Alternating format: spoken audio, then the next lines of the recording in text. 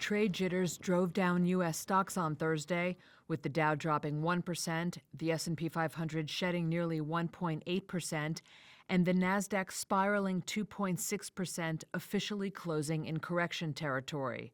President Trump on Thursday delayed tariffs on most Mexican and Canadian imports for 1 month, the latest twist in his on-again, off-again approach to trade policy that has whipsawed markets.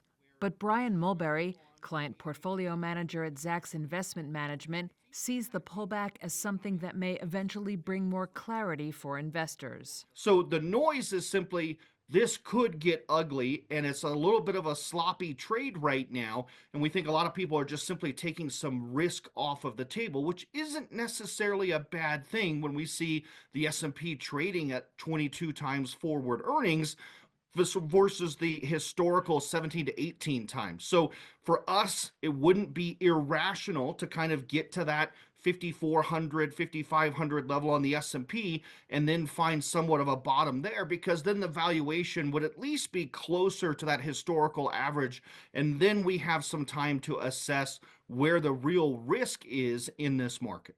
Thursday's stock moves included Marvell Technology, which slumped nearly 20% after the chipmaker's results failed to impress investors. Shares of other semiconductor makers, including Broadcom and Nvidia, also saw big losses.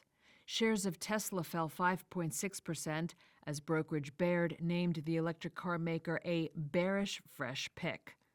And shares of Gap, which ended lower, soared about 14% in extended trading after the retail chain beat fourth-quarter sales and profit estimates, helped by improving demand at its Old Navy and Banana Republic stores.